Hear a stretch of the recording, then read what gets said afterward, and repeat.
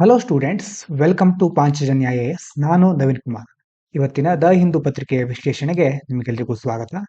ಮೊದಲನೆಯ ಮುಖ್ಯವಾದ ವಿಷಯ, ED crossed all limits with raid on Tamil Nadu government body supreme court. ED ಅಂತಂದ್ರೆ ಅವಾಗವಾಗ ನೀವು ಇಡಿ ದಾಳಿ ಆಗಿದೆ ಅಂತ ಕೇಳ್ತಾ ಇರಬಹುದು ನ್ಯೂಸ್ನಲ್ಲಿ. ಅಂತಂದ್ರೆ ಎನ್ಫೋರ್ಸ್ಮೆಂಟ್ ಡೈರೆಕ್ಟರೇಟ್.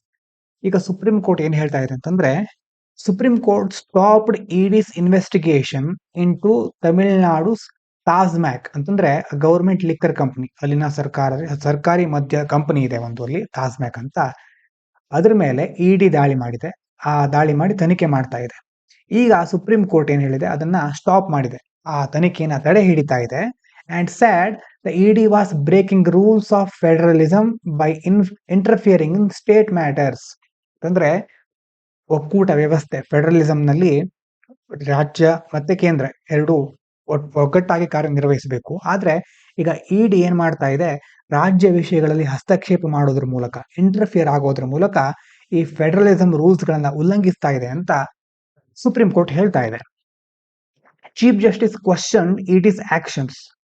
ಭಾರತದ ಮುಖ್ಯ ನ್ಯಾಯಾಧೀಶರು ಇಡಿ ಕೈಗೊಂಡ ಕ್ರಮಗಳ ಬಗ್ಗೆ ಪ್ರಶ್ನಿಸ್ತಾ ಇದ್ದಾರೆ. Asking why it raided the corporation when Tamil Nadu had already filed 41 FIRs and was handling the case at state level. ಅಂದ್ರೆ ಈಗ ಇಡಿ ತನಿಖೆ ಮಾಡ್ತಾ ಇದೆಯಲ್ವಾ, ಅದರ ಸಂಬಂಧಪಟ್ಟ ಹಾಗೆ ತಮಿಳುನಾಡು ಈಗಾಗಲೇ 41 FIR ಗಳನ್ನ ದಾಖಲಿಸಿದೆ ಮತ್ತೆ ರಾಜ್ಯ ಮಟ್ಟದಲ್ಲಿ ಪ್ರಕರಣವನ್ನ ನಿರ್ವಹಿಸ್ತಾ ಇದೆ. ಆದ್ರೆ ಈ ಸಂದರ್ಭದಲ್ಲಿ ಇಡಿ ಇಲ್ಲಿ ಮೂಗು ತೂರಿಸುವ ಅವಶ್ಯಕತೆ ಯಾಕಿತ್ತು ಅಂತ ಮುಖ್ಯ ನ್ಯಾಯಾಧೀಶರು ಹೇಳಿದ್ದಾರೆ. ಇದಾದ್ಮೇಲೆ tariff wars and a reshaping of AI global landscape. Tariff ವಾರ್ಗಳ ಬಗ್ಗೆ ಮೊದಲಿಂದ ನೋಡ್ತಾ ಇದ್ದೇವೆ. ಸುಂಕಗಳನ್ನು ಹಾಕೋದು. ಒಂದು ದೇಶ, ಈಗ US ಇದೆ ಅಂತಂದ್ರೆ ಬೇರೆ ಕಡೆಯಿಂದ ಆಮದು ಮಾಡ್ಕೊಳ್ತಾ ಇರುತ್ತೆ. ಆಮದು ಮೇಲೆ ಸುಂಕವನ್ನು ಹಾಕಿದ್ರೆ ಆಮದು ಮಾಡಿಕೊಂಡ ವಸ್ತುಗಳ ಬೆಲೆ ಜಾಸ್ತಿ ಆಗುತ್ತೆ. ಆ ವಸ್ತುಗಳ ಬೆಲೆ ಜಾಸ್ತಿ ಆದ್ರೆ ದೇಶೀಯ ಉತ್ಪನ್ನಗಳ ಬೆಲೆ ಸ್ವಲ್ಪ ಕಡಿಮೆ ಇರೋದ್ರಿಂದ ಅವುಗಳಿಗೆ ಹೆಚ್ಚು ಬೇಡಿಕೆ ಬರುತ್ತೆ. ಇಲ್ಲಿ ಹೇಳ್ತಾ ಇರೋದು, tariffs on AI hardware by the US have made building AI infrastructure expensive. ಮುಖ್ಯವಾಗಿ ಅಮೆರಿಕ ಈ ಎಐ ಹಾರ್ಡ್ವೇರ್ ಗಳ ಮೇಲೆ ಹೆಚ್ಚು ಸುಂಕ ವಿಧಿಸ್ತಾ ಇರೋದ್ರಿಂದ ಎಐಗೆ ಸಂಬಂಧಪಟ್ಟ ಮೂಲ ಸೌಕರ್ಯಗಳನ್ನು ನಿರ್ಮಿಸುವುದು ಬಹಳ ಕಷ್ಟ ಆಗ್ತಾ ಇದೆ. ಎಕ್ಸ್ಪೆನ್ಸಿವ್, ದುಬಾರಿ ಆಗ್ಬಿಟ್ಟಿದೆ. Which might slow down innovation and shift data center investment other countries like China or India.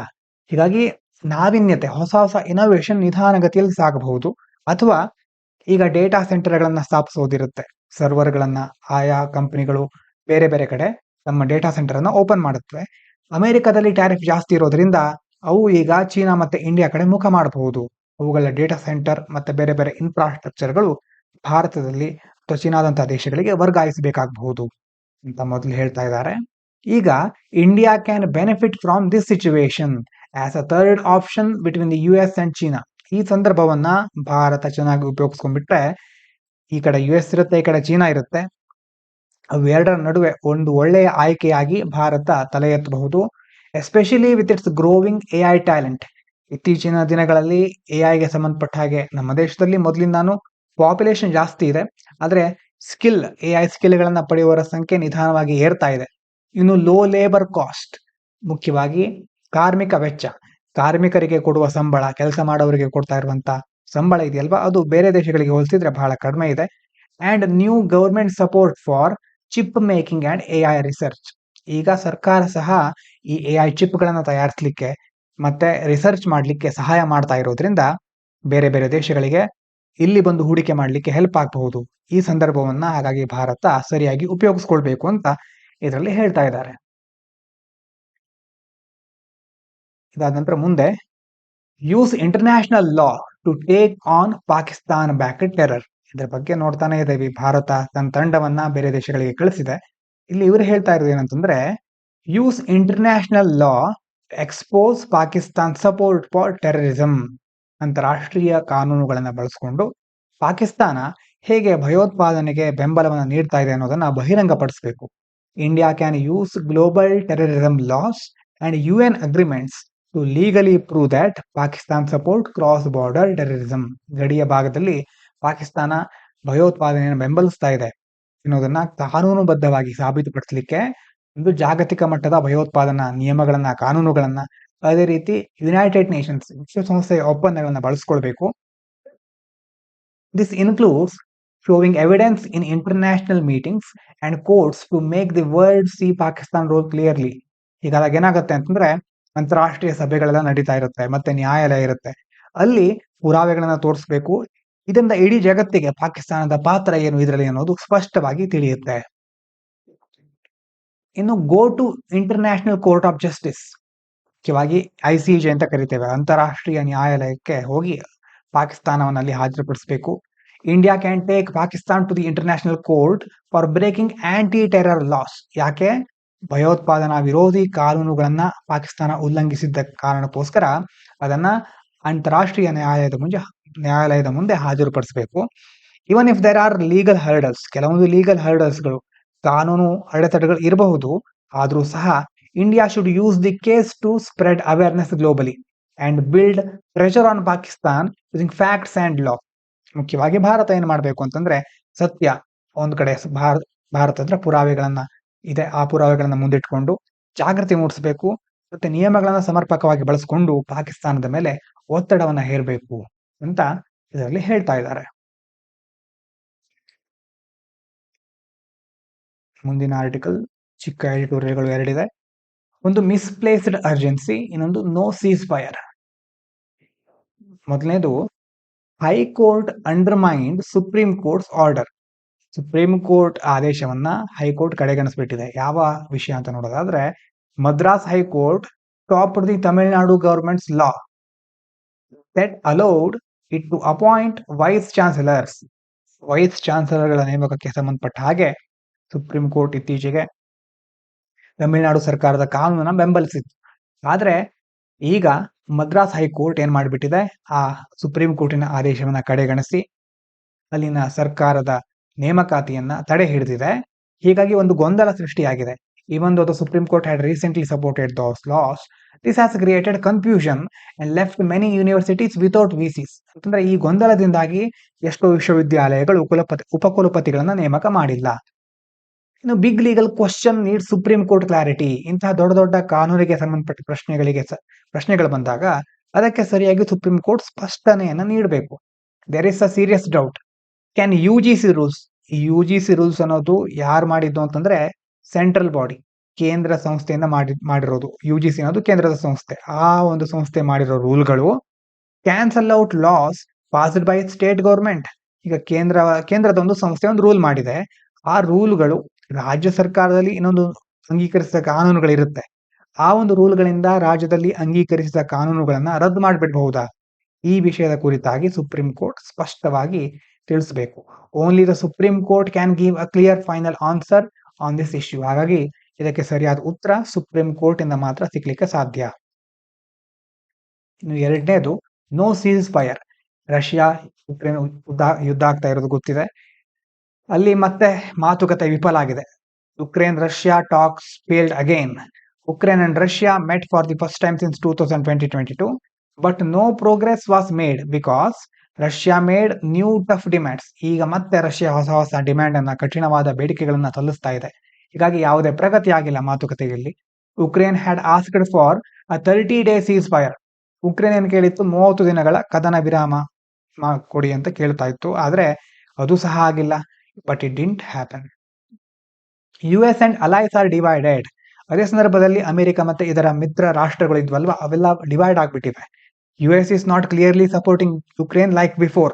ಮೊದಲೆಲ್ಲ ಅಮೆರಿಕ US ಏನ್ ಮಾಡ್ತಾ ಇತ್ತು, ಉಕ್ರೇನ್ಗೆ ಸಂಪೂರ್ಣವಾಗಿ ಸಪೋರ್ಟ್ ಮಾಡ್ತಾ ಇತ್ತು. ಆದ್ರೆ ಈಗ ಹಾಗೆ ಮಾಡ್ತಾ ಇಲ್ಲ. And Donald Trump's mixed signals are confusing things. Donald Trump ಅವರು ಒಂದೊಂದ್ ದಿನ ಒಂದೊಂದ್ ತರ ಹೇಳ್ತಾ ಇರ್ತಾರೆ. ಹೀಗಾಗಿ ಅದು ಗೊಂದಲವನ್ನ ಸೃಷ್ಟಿ ಮಾಡ್ತಾ ಇದೆ. This week support is helping Russia stay strong in the war and hold more land. ಹೀಗಾಗಿ ಯುಕ್ರೇನ್ಗೆ ಸರಿಯಾದ ಬೆಂಬಲ ಸಿಗ್ತಾ ಇಲ್ಲ, ದುರ್ಬಲ ಆಗ್ಬಿಟ್ಟಿದೆ ಯುಕ್ರೇನ್. ಇದರಿಂದಾಗಿ ರಷ್ಯಾ ಯುದ್ಧದಲ್ಲಿ ಬಲವಾಗಿ ನಿಲ್ಕೊಳ್ಳಿಕ್ಕೆ ಮತ್ತೆ ಹೆಚ್ಚಿನ ಭೂಮಿಯನ್ನು ಆಕ್ರಮಿಸಿಕೊಳ್ಳಿಕ್ಕೆ ಸಹಾಯ ಆಗ್ತಾ ಇದೆ ಇದರಿಂದ. ಆದ್ಮೇಲೆ ಮುಂದಿನದು is establishing the truth problem during a conflict. ಇದು ಮುಖ್ಯವಾಗಿ ಒಂದು ಯುದ್ಧದ ಸಂದರ್ಭ ಆದಾಗ ನೋಡಿದ್ವಿ ನಾವು, ಎಷ್ಟೋ ಚಾನೆಲ್ಗಳಲ್ಲಿ ಫೇಕ್ ನ್ಯೂಸ್ಗಳು ಹರಡ್ತಾ ಇದ್ವು. Truth becomes a victim during a war. ಇಲ್ಲಿ ವಿಕ್ಟಿಮ್ ಅಂತಿದೆ. ವಿಕ್ಟಿಮ್ ಅಂತಂದ್ರೆ ಸಂತ್ರಸ್ತರು, ಆ ರೀತಿಯಾಗಿ ಕನ್ನಡದಲ್ಲಿ ಅರ್ಥ ಇದೆ. ಆದ್ರೆ ಕೆಲವೊಂದ್ಸಾರಿ ಕನ್ನಡದಲ್ಲಿ ನೇರವಾದ ಅನುವಾದ ಇಲ್ಲ, ಇದು ಭಾವ ಅನುವಾದ ಅಂತ ಹೇಳ್ತೀವಲ್ವಾ. ಅಂತಂದ್ರೆ ಯುದ್ಧದ ಸಮಯದಲ್ಲಿ ಕೆಲವೊಂದ್ಸಾರಿ ಸತ್ಯ ಸಮಾಧಿ ಆಗ್ಬಿಡತ್ತೆ ಅಂತ. ಅರ್ಥ ಏನು ಅದ್ರದ್ದು ಅಂತಂದ್ರೆ, in times of conflict media often stops verifying facts and start spreading fake news. ಕೆಲವೊಂದ್ಸಾರಿ ಈ ಸಂಘರ್ಷದ ಸಂದರ್ಭಗಳಲ್ಲಿ ಈ ಮಾಧ್ಯಮಗಳು ಸತ್ಯಗಳನ್ನ ಪರಿಶೀಲಿಸೋದನ್ನ ನಿಲ್ಲಿಸ್ಬಿಡುತ್ತವೆ. ಯಾವ ಸುದ್ದಿ ಸಿಕ್ಕರೂ ಅದನ್ನ ಡೈರೆಕ್ಟ್ ಆಗಿ ದೊಡ್ಡದಾಗಿ ಕೂಗ್ತಾ ಇರುತ್ತವೆ, ಅರಚುತ್ತಾ ಇರುತ್ತವೆ. ನೋಡಿದವರಿಗೆಲ್ಲ ತಮ್ಮ ಚಾನಲ್ನೇ ನೋಡ್ತಾ ಇರಬೇಕು ಅನ್ನುವಂತಹ ಉದ್ದೇಶವನ್ನ ಇಟ್ಕೊಂಡು ಹೊಸ ಹೊಸ ಅಲ್ದಾಳಿ ಆಯ್ತು ಇಲ್ದಾಳಿ ಆಯ್ತು ಅನ್ನುವಂತಹ ಮಾಹಿತಿಯನ್ನ ಎಲ್ಲ ಕಡೆ ಬಿತ್ತರಿಸ್ತಾ ಇರುತ್ತವೆ. ಆದ್ರೆ ಸತ್ಯ ಆಗಿರೋದಿಲ್ಲ ಅಷ್ಟೇ ಅದು. ಆರ್ ಗವರ್ಮೆಂಟ್ ಪ್ರಾಪಗೆಂಡ, ಒಂದು ಫೇಕ್ ನ್ಯೂಸ್ ಸ್ಪ್ರೆಡ್ ಮಾಡೋದು, ಇನ್ನೊಂದು ಸರ್ಕಾರದ ಪ್ರಚಾರವನ್ನ ಮಾಡ್ಲಿಕ್ಕೆ ಪ್ರಾರಂಭಿಸಿಬಿಡುತ್ತವೆ. Journalist are pressured to show only positive stories to keep national morale high which hides the real truth. ಈಗ ರಾಷ್ಟ್ರೀಯ ನೈತಿಕತೆಯನ್ನು ಹೆಚ್ಚಿಸಲಿಕ್ಕೆ ಕೆಲವೊಂದ್ ಸಾರಿ ಏನ್ ಮಾಡ್ತಾರೆ, ಪತ್ರಕರ್ತರ ಮೇಲೆ ಸಕಾರಾತ್ಮಕ ವಿಷಯಗಳನ್ನ, ಪಾಸಿಟಿವ್ ನ್ಯೂಸ್ ಮಾತ್ರ ಹೇಳಿ. ಅಂತಂದ್ರೆ ಯುದ್ಧ ಆಗ್ತಾ ಇರ್ಬೇಕಾದ್ರೆ ಯಾವುದೇ ದೇಶ ಇರ್ಬೋದು, ಸಂಪೂರ್ಣವಾಗಿ ಇನ್ನೊಂದು ದೇಶವನ್ನು ಆಕ್ರಮಿಸ್ಕೊಂಡು ಬಿಟ್ಟಿದೆ, ಇನ್ನು ಬೇರೆ ದೇಶ ಇನ್ನು ಉಳಿಯೋದೇ ಇಲ್ಲ, ಸಂಪೂರ್ಣವಾಗಿ ನಾಶ ಆಯ್ತು ಅನ್ನೋ ರೀತಿಯಲ್ಲಿ ವಿಷಯವನ್ನ ಬಿತ್ತರಿಸ್ತಾ ಇರ್ತಾರೆ. ಹೀಗಾಗಿ ಇದರಿಂದ ಸತ್ಯ ಮರೆಯಾಗ್ತಾ ಇರುತ್ತೆ. ಸತ್ಯ ಏನು ಅಂತ ಗೊತ್ತಾಗುತ್ತಿಲ್ಲ. ಆಗ ಎಷ್ಟೋ ದಿನಗಳ ನಂತರ ಅಫಿಷಿಯಲ್ ವರದಿ ಬಂದಾಗ ಸತ್ಯ ಎಲ್ರಿಗೂ ತಿಳಿಯುತ್ತೆ. Different opinions are blocked. ಅದೇ ಸಂದರ್ಭದಲ್ಲಿ ಭಿನ್ನಾಭಿಪ್ರಾಯಗಳಿರುತ್ತಲ್ವಾ, ವಿಭಿನ್ನ ಅಭಿಪ್ರಾಯಗಳನ್ನ ನಿರ್ಬಂಧಿಸಿಬಿಡ್ತಾರೆ. The government sometimes block social media accounts and news that show a different view. ಈ ಒಂದು ವಿಷಯಗಳಿಗೆ ಸಂಬಂಧಪಟ್ಟ ಹಾಗೆ ಯಾರಾದರೂ ಭಿನ್ನಾಭಿಪ್ರಾಯವನ್ನು ವ್ಯಕ್ತಪಡಿಸ್ಬಿಟ್ರೆ ಅದನ್ನ ಸಹ ನಿರ್ಬಂಧಿಸ್ಬಿಡ್ತಾರೆ. This stops people from understanding the full picture. ಇದರಿಂದ ಸಮಗ್ರ ಚಿತ್ರಣವನ್ನ ಪಡ್ಕೊಳ್ಳಿಕ್ಕೆ ಜನರಿಗೆ ಸಾಧ್ಯ ಆಗೋದಿಲ್ಲ. And makes it hard to know what is really happening. ಹೀಗಾಗಿ ನಿಜವಾಗ್ಲೂ ಏನಾಗ್ತಾ ಇದೆ ಅನ್ನೋದನ್ನ ತಿಳ್ಕೊಳ್ಳಿಕ್ಕೂ ಸಹ ಕಷ್ಟ ಆಗ್ಬಿಡುತ್ತೆ. ಹೀಗಾಗಿ ಒಂದು ಸಂಘರ್ಷ ಆದ ಸಂದರ್ಭದಲ್ಲಿ ಕೇವಲ ಮುಖ್ಯವಾಗಿ ಅಲ್ಲಿ ಯುದ್ಧ ಮಾಡ್ತಾ ಇರೋರು ಮಾತ್ರ ಅಲ್ಲ, ಎಲ್ಲಾ ಒಂದು ವಿಭಾಗಗಳು, ಶಾಸಕಾಂಗ, ಕಾರ್ಯಾಂಗ, ನ್ಯಾಯಾಂಗ, ಅದೇ ರೀತಿ ಸೋಷಿಯಲ್ ಮೀಡಿಯಾದಿಂದ ಹಿಡಿದು ಎಲ್ಲಾ ಸಮಾಜದ ಎಲ್ಲ ವಿಭಾಗಗಳು ಪ್ರಮುಖವಾದ ಪಾತ್ರವನ್ನ ವಹಿಸುತ್ತವೆ. ಅವರು ತಮ್ಮ ಪಾತ್ರವನ್ನ ಸರಿಯಾಗಿ ನಿರ್ವಹಿಸಿದಾಗ ಮಾತ್ರ ದೇಶ ಸುಸ್ಥಿತಿಯಲ್ಲಿ ಇರಲಿಕ್ಕೆ ಸಾಧ್ಯ, ಆಂತರಿಕವಾಗಿ ಹಾಗೂ ಬಾಹ್ಯವಾಗಿ ಅಂತ ಇದರಲ್ಲಿ ಹೇಳ್ತಾ ಇದ್ದಾರೆ. ಇನ್ನು PM ಇನಾಗ್ರೇಟ್ಸ್ 103 Amrit Bharat railway station. ಸುಮಾರು 103 ಅಮೃತ್ ಭಾರತ್ ರೈಲ್ವೆ ಸ್ಟೇಷನ್ ಅನ್ನ ಇನಾಗ್ರೇಟ್ ಮಾಡಿದ್ದಾರೆ, ಉದ್ಘಾಟನೆ ಮಾಡಿದ್ದಾರೆ. Modi inaugurated 103 new modern railway stations under the Amrit Bharat scheme in 18 states to improve passenger comfort and show local culture and history. ಪ್ರಯಾಣಿಕರ ಸೌಕರ್ಯವನ್ನು ಸುಧಾರಿಸುವುದು ಮತ್ತೆ ಸ್ಥಳೀಯ ಸಂಸ್ಕೃತಿ ಇತಿಹಾಸವನ್ನ ಪ್ರದರ್ಶಿಸಲಿಕ್ಕೋಸ್ಕರ ಪ್ರಧಾನಮಂತ್ರಿ ಮೋದಿಯವರು 18 ರಾಜ್ಯಗಳಲ್ಲಿ ಸುಮಾರು 103 ಹೊಸ ಆಧುನಿಕ ರೈಲ್ವೆ ನಿಲ್ದಾಣಗಳನ್ನು ಉದ್ಘಾಟನೆ ಮಾಡಿದ್ದಾರೆ. These stations will Boost tourism and jobs. ಒಂದು ಇದರಿಂದ ಪ್ರವಾಸೋದ್ಯಮ ಹೆಚ್ಚಿನ ಪುಷ್ಟಿಯನ್ನು ಪಡ್ಕೊಳ್ಳುತ್ತೆ, ಅದೇ ರೀತಿ ಜಾಬ್ಸ್, ಉದ್ಯೋಗಾವಕಾಶ ಸೃಷ್ಟಿಯಾಗುತ್ತೆ.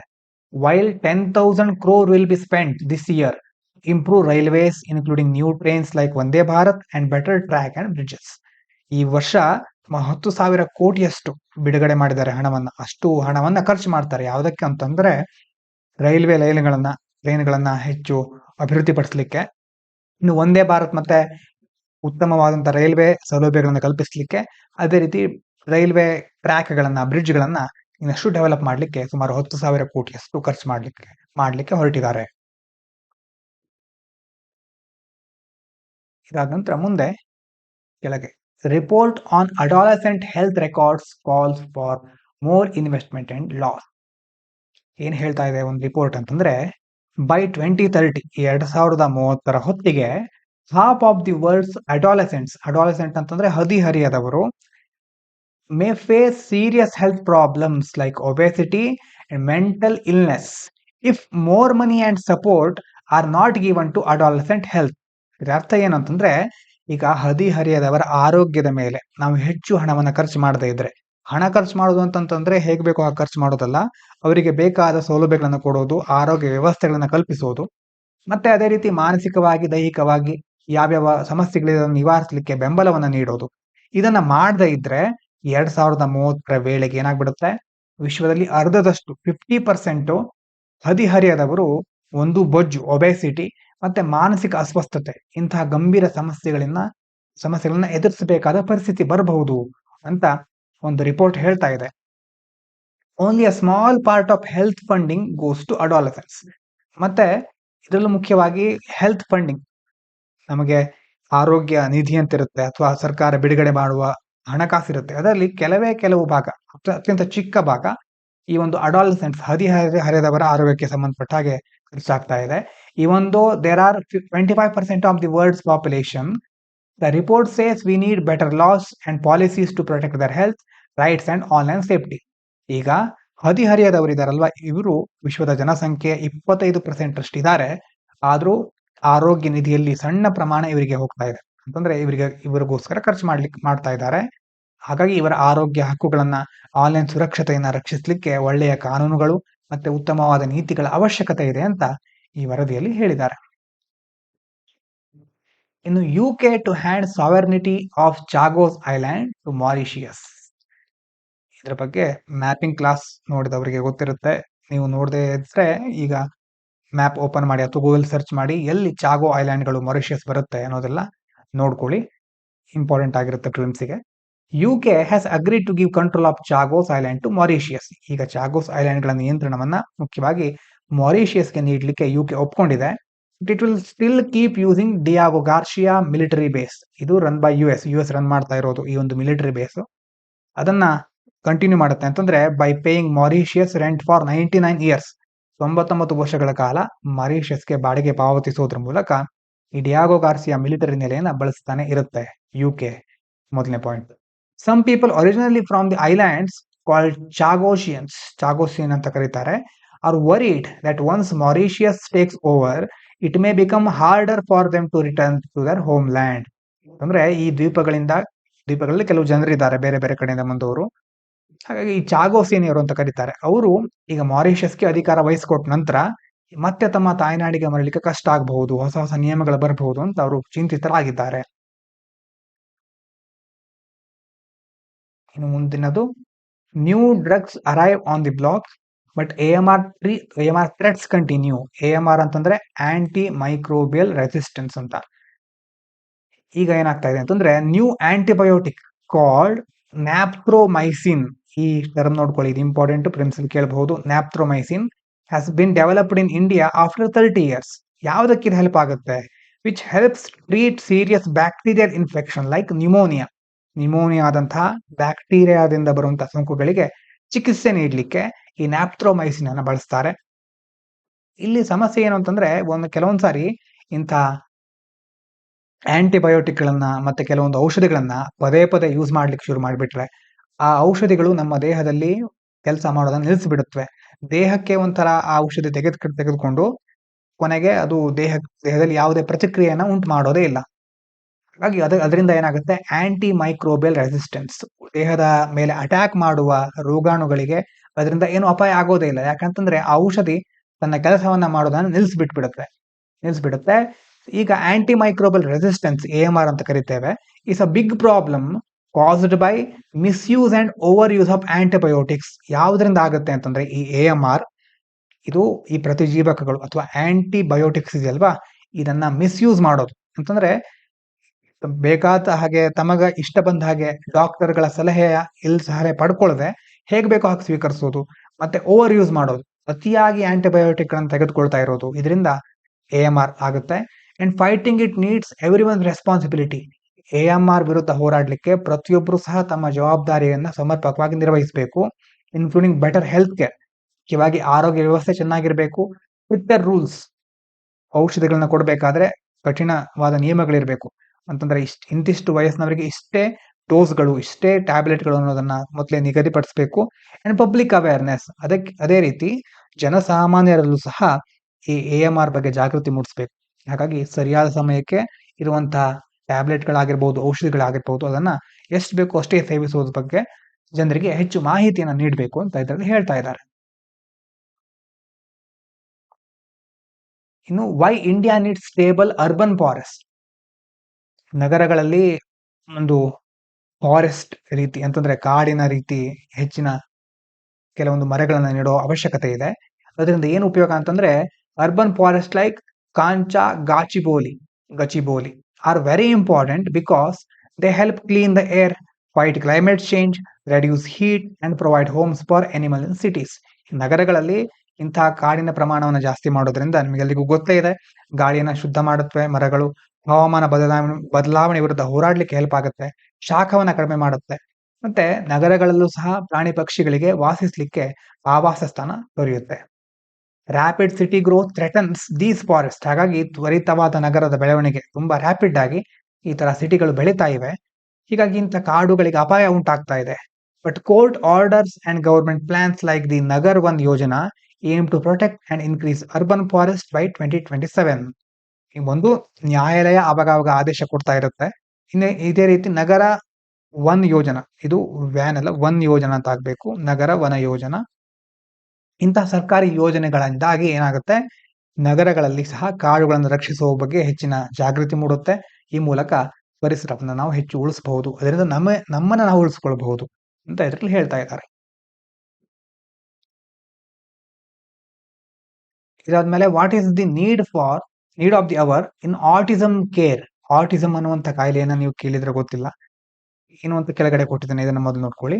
Autism is a condition that affects how a person understand and communicates with others. Autism ಅಂತಂದ್ರೆ ಅದರಿಂದಾಗಿ ಒಬ್ಬ ವ್ಯಕ್ತಿ ಇತರರನ್ನ ಹೇಗೆ ಅರ್ಥ ಮಾಡ್ಕೊಳ್ತಾನೆ, ಮತ್ತೆ ಬೇರೆಯವ್ರ ಜೊತೆ ಹೇಗೆ ಮಾತನಾಡ್ತಾನೆ, ಸಂವಹನ ನಡೆಸ್ತಾನೆ ಅನ್ನೋದ್ರ ಮೇಲೆ ಅದು ಪರಿಣಾಮ ಬೀರುತ್ತೆ. People with autism may find it hard to talk. Autism ಇರೋರಿಗೆ ಸುಲಭವಾಗಿ ಮಾತನಾಡ್ಲಿಕ್ಕೆ ಆಗೋದಿಲ್ಲ, ಕೆಲವೊಂದು ಸಾರಿ ಮಾತನಾಡ್ಲಿಕ್ಕೆ ಕಷ್ಟ ಆಗಬಹುದು. ಮೇಕ್ ಫ್ರೆಂಡ್ಸ್, ಸ್ನೇಹಿತರನ್ನ ಮಾಡ್ಕೊಳ್ಳಿಕ್ಕೆ ಅಥವಾ ಸ್ನೇಹಿತರ ಜೊತೆ ಬೆರಲಿಕ್ಕೆ ಆಗೋದಿಲ್ಲ. ಅವ್ರು ಅಂಡರ್ಸ್ಟ್ಯಾಂಡ್ ಸೋಷಿಯಲ್ ಸಿಚುವೇಶನ್ಸ್, ಸಾಮಾಜಿಕ ಬೇರೆ ಬೇರೆ ಪರಿಸ್ಥಿತಿಗಳನ್ನ ಅರ್ಥ ಮಾಡ್ಕೊಳ್ಳಿಕ್ಕೂ ಸಹ ಅವರಿಗೆ ಕಷ್ಟ ಆಗುತ್ತೆ. They might also have unique behaviours or interest and may do things differently from others. ಮತ್ತೆ ಬೇರೆಯವರಿಗಿಂತ ವಿಭಿನ್ನವಾದ ಕೆಲವು ಇಂಟ್ರೆಸ್ಟ್ಗಳು, ಆಸಕ್ತಿಗಳು ಇವರಿಗೆ ಇರಬಹುದು. ಹಾಗಾಗಿ ಬೇರೆಯವ್ರ ರೀತಿ ಇವರು ಕೆಲಸ ಮಾಡೋದಿಲ್ಲ, ಇವರದಾದ ವಿಶಿಷ್ಟವಾದ ರೀತಿ ಇರಬಹುದು ಕೆಲಸ ಮಾಡುವುದು, ಹೀಗೆ ಬೇರೆ ಬೇರೆ ಇದರ ಲಕ್ಷಣಗಳಿರುತ್ತೆ. ಈಗ ಇಲ್ಲಿ ಹೇಳ್ತಾ ಇರೋದು, autism is caused by mix of genetic and environmental factors. Autism ಆಗೋದು ಮುಖ್ಯವಾಗಿ ಒಂದು ಆನುವಂಶಿಕವಾಗಿ, ಜೆನೆಟಿಕಲಿ ಬರಬಹುದು, ಅದರ ಜೊತೆ ಬೆಳೆಯುವ ಪರಿಸರದಿಂದಾಗಿ ಸಹ ಇದು ಉಂಟಾಗಬಹುದು. But no single cause is known. ಯಾವುದೇ ಒಂದೇ ಕಾರಣದಿಂದ ಆಗತ್ತೆ ಅನ್ನೋದು ಗೊತ್ತಾಗಿಲ್ಲ yet. And vaccines do not cause autism. ಇನ್ನು ವ್ಯಾಕ್ಸಿನ್ಗಳಿಂದ ಇಂತಹ ಆಟಿಸಮ್ ಆಗೋದಿಲ್ಲ ಸಹ ಹೇಳ್ತಾ ಇದ್ದಾರೆ. Early diagnosis and personalised support are very important to help children with autism. ಎಷ್ಟೋ ಮಕ್ಕಳಲ್ಲಿ ಈ ಆಟಿಸಮ್ ಇರುತ್ತೆ, ಹಾಗಾಗಿ ಅಂತ ಮಕ್ಕಳಲ್ಲಿ ಇಂತಹ ಒಂದು ಲಕ್ಷಣಗಳು ಕಂಡು ಬಂದ್ರೆ ಆರಂಭಿಕ ಹಂತದಲ್ಲೇ ಆ ರೋಗ ನಿರ್ಣಯ ಮಾಡೋದು, ಡಯಾಗ್ನೋಸ್ ಮಾಡೋದು, ಮತ್ತೆ ಅವರಿಗೆ ವೈಯಕ್ತಿಕವಾಗಿ ಬೆಂಬಲ ನೀಡುವುದು ಬಹಳ ಮುಖ್ಯ. Along with educating families and improving care during pregnancy. ಆ ಒಂದು ಫ್ಯಾಮಿಲಿಗೆ ನಾವು ಹೆಚ್ಚು ಶಿಕ್ಷಣವನ್ನು ಕೊಡೋದು, ಅದೇ ರೀತಿ ಗರ್ಭಾವಸ್ಥೆಯಲ್ಲಿ ಬೇಕಾದ ಆರೈಕೆನ ಸರಿಯಾಗಿ ನೀಡೋದು, ಸುಧಾರಿಸೋದು ಬಹಳ ಮುಖ್ಯ. ಆಟಿಸಮ್ ಅಂತಂದ್ರೆ ಗೊತ್ತಾಗಿರ್ಬೋದು ನಿಮ್ಗೆ. ಇದಾದ್ಮೇಲೆ ಆರ್ಟಿಕಲ್ ನೋಡ್ತೀವಿ, ಇದು ವೊಕ್ಯಾಬ್ಯುಲರಿ ನೋಡೋಣ ಇವತ್ತಿಂದು. Ravi showed a lot of bravado when he spoke in front of the ಕ್ಲಾಸ್ನಿನ ಎದುರು ಮುಂದೆ ಬಂದು ಮಾತನಾಡ್ದ. ಅವಾಗೇನು ಬ್ರಾವೆಡೋ, ಕಾನ್ಫಿಡೆನ್ಸ್, ಧೈರ್ಯವನ್ನು ಪ್ರದರ್ಶಿಸಿದ. Acting very confident. But his erudition ಅಂತಂದ್ರೆ ನಾಲೆಜ್, ವಿದ್ವತ್ತು, ಪಾಂಡಿತ್ಯ ಅಂತ ಹೇಳ್ತೇವೆ. Erudition was clear because he knew the subject very well. ಅಂತಂದ್ರೆ ಆ ವಿಷಯದ ಜ್ಞಾನ ಅವನಿಗೆ ತುಂಬಾ ಚೆನ್ನಾಗಿತ್ತು. He made a strong asseveration that hard work is always commensurate with success. ಅಂದ್ರೆ ಇಲ್ಲಿ ಹೇಳ್ತಾ ಇರೋದು, ಹಿ ಮೇಡ್ ಅ ಸ್ಟ್ರಾಂಗ್ ಅಸೆವರೇಷನ್ ಅಂತಂದ್ರೆ ಸ್ಟೇಟ್ಮೆಂಟ್, ಒಂದು ಡಿಕ್ಲರೇಷನ್. ಅವನಿಗೆ ಒಂದು ಡಿಕ್ಲರೇಷನ್ ಯಾವಾಗಲೂ ಮಾಡ್ತಾ ಇದ್ದ ಅಂತಂದ್ರೆ hard work is always commensurate with success. ಯಾವಾಗಲೂ ಹಾರ್ಡ್ ವರ್ಕ್ ಸಕ್ಸಸ್ ಒಟ್ಟಾಗಿರುತ್ತೆ, ಹಾರ್ಡ್ ವರ್ಕ್ಗೆ ತಕ್ಕ ಹಾಗೆ ಸಕ್ಸಸ್ ಬರುತ್ತೆ ಅನ್ನೋದು ಅವನ ಒಂದು ಡಿಕ್ಲರೇಷನ್ ಆಗಿತ್ತು. ಇಲ್ಲಿ ನೋಡಿ, ಅಸೆವರೇಷನ್ ಅಂತಂದ್ರೆ ಘೋಷಣೆ, ಡಿಕ್ಲೇರ್ ಮಾಡೋದು. ಕಮೆನ್ಸುರೇಟ್ ಅಂತಂದ್ರೆ ತಕ್ಕದಾಗಿರೋದು, ಅನುರೂಪವಾಗಿರೋದು ಅಂತ ಕೆಲವೊಂದ್ಸರಿ ಕರೀತಾರೆ, ಈಕ್ವಲ್, ಕರೆಸ್ಪಾಂಡಿಂಗ್ ಅಂತ.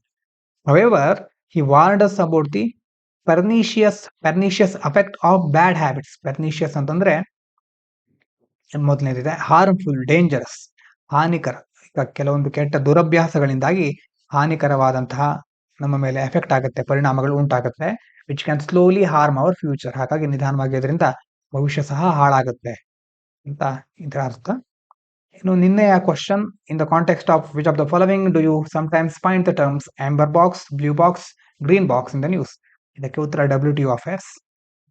ಇವತ್ತಿನ ಕ್ವಶನ್ ನೋಡಿ, which one of the following statements correctly describes meaning of legal tender ಮನಿ?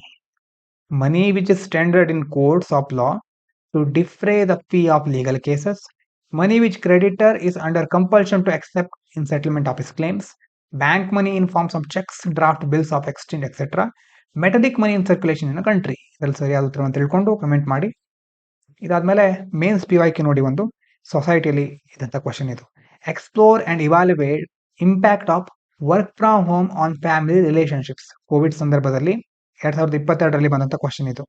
ಅಂದ್ರೆ 2019-2020 ಕೋವಿಡ್ ಇತ್ತಲ್ವಾ, ಹಾಗಾಗಿ ಅದರ ಕೆಲವು ವರ್ಷಗಳಲ್ಲಿ 2021 ಕೋವಿಡ್ ಇರೋದ್ರಿಂದ ನೋಡಿ ವರ್ಕ್ ಫ್ರಮ್ ಹೋಮ್ ಕಲ್ಚರ್ ಜಾಸ್ತಿ ಆಗಿತ್ತು ಆಗ. ಅದ್ರ ಮೇಲೆ ಕ್ವಶನ್ ಅನ್ನ ಕೇಳಿದ್ದಾರೆ. ವರ್ಕ್ ಫ್ರಮ್ ಹೋಮ್ ಇಂದಾಗಿ ಹೇಗೆ ಅದು ತಮ್ಮ ಕೌಟುಂಬಿಕ ಸಂಬಂಧಗಳ ಮೇಲೆ ಪರಿಣಾಮ ಬೀರುತ್ತೆ. Explore and evaluate the impact of work from home on family relationships. ಇದರ ಬಗ್ಗೆ ನಿನ್ನೆ ಹೇಳಿದಾಗೆ ನೀವು ಆನ್ಸರ್ ಅನ್ನ ಬರ್ಲಿಕ್ಕೆ ಟ್ರೈ ಮಾಡಿ, AI ಹತ್ರ ಕೇಳಿ ಅದು ಹೇಗೆ ಆನ್ಸರ್ ಕೊಡುತ್ತೆ ಅಂತ ಚೆಕ್ ಮಾಡಿ. ಈ ತರ ಪ್ರತಿದಿನ ಒಂದೊಂದು ಕ್ವಶನ್ ಅನ್ನ ನೋಡ್ತಾ ಹೋದ್ರೆ ನಿಧಾನವಾಗಿ ನಿಮಗೆ ಗೊತ್ತಾಗ್ತಾ ಹೋಗುತ್ತೆ. ಥಿಂಕ್ ಮಾಡ್ಲಿಕ್ಕೆ ಒಂದು ಕ್ವಶನ್ ಇದೆ. Can emotional intelligence be more effective than technical knowledge in administration? ಆಡಳಿತವನ್ನು ನಡೆಸಬೇಕಾದ್ರೆ ಒಂದು ಎಮೋಷನಲ್ ಇಂಟೆಲಿಜೆನ್ಸ್ ಅಂತಂದ್ರೆ ಎಮೋಷನಲ್ ಆಗಿ ಬೇರೆಯವರನ್ನ ಅರ್ಥ ಮಾಡ್ಕೊಳ್ಳೋದು, ನಮ್ಮನ್ನ ನಾವು ಅರ್ಥ ಮಾಡ್ಕೊಳ್ಳೋದು, ಮತ್ತೆ ಇಡೀ ಒಂದು ಸಮಸ್ಯೆಗಳನ್ನ ಯಾವುದೇ ಭಾವನೆಗೆ ಒಳಗಾಗದೆ ಸಮರ್ಥವಾಗಿ ನಿಭಾಯಿಸೋದು, ಇದೆಲ್ಲ ಸಹ ಅದ್ರಲ್ಲಿ ಬರುತ್ತೆ. ಇದು ಒಂದು ಸ್ಕಿಲ್, ಎಮೋಷನಲ್ ಇಂಟೆಲಿಜೆನ್ಸ್. ಇನ್ನೊಂದೇನು ಟೆಕ್ನಿಕಲ್ ನಾಲೆಜ್ ಅಂತಂದ್ರೆ ಬೇರೆ ಬೇರೆ ರೀತಿಯ ತಾಂತ್ರಿಕ ಅಂತಂದ್ರೆ ಬರೀ ನಾವು ಟೆಕ್ನಾಲಜಿ ಅಂತ ಮಾತ್ರ ಹೇಳೋದಿಲ್ಲ. ಈ ಒಂದು ವಿಚಾರ ಬಂದಾಗ ಪ್ರಾಬ್ಲಮ್ ಸಾಲ್ವಿಂಗ್ ಅಂತ ಹೇಳ್ತೇವೆ. ಈ ಪ್ರಾಬ್ಲಮ್ ಸಾಲ್ವಿಂಗ್ ಅಂತಂದ್ರೆ ಹೇಗೆ ಅದನ್ನ ನಾವು ಸಮಸ್ಯೆನ ಬಗೆಹರಿಸಬಹುದು ಅನ್ನೋ ರೀತಿಯ ಟೆಕ್ನಿಕಲ್ ನಾಲೆಜ್ ಇಟ್ಕೊಳ್ಳೋದು. ಈ ಎರಡರಲ್ಲಿ ಯಾವುದು ಬಹಳ ಮುಖ್ಯ, ಯಾವುದು ಹೆಚ್ಚು ಎಫೆಕ್ಟಿವ್, ಯಾವುದು ಹೆಚ್ಚು ಪರಿಣಾಮವನ್ನು ಉಂಟು ಮಾಡುತ್ತೆ, ಎಮೋಷನಲ್ ಇಂಟೆಲಿಜೆನ್ಸ್ ಅಥವಾ ಟೆಕ್ನಿಕಲ್ ನಾಲೆಜಾ? ನಿಮ್ ಪ್ರಕಾರ ಏನು ಅಂತ ಕಮೆಂಟ್ ಮಾಡಬಹುದು ಅಥವಾ ಇದರ ಬಗ್ಗೆ ಥಿಂಕ್ ಮಾಡಿ. ಇವಿಷ್ಟು ಇವತ್ತಿನ ಮುಖ್ಯವಾದ ವಿಚಾರಗಳು. ಇಷ್ಟು ಹೊತ್ತಿನ ತನಕ ಕೇಳಿದ ಎಲ್ಲರಿಗೂ ಧನ್ಯವಾದಗಳು. ಇದು ಪಾಂಚಜನ್ಯ IAS.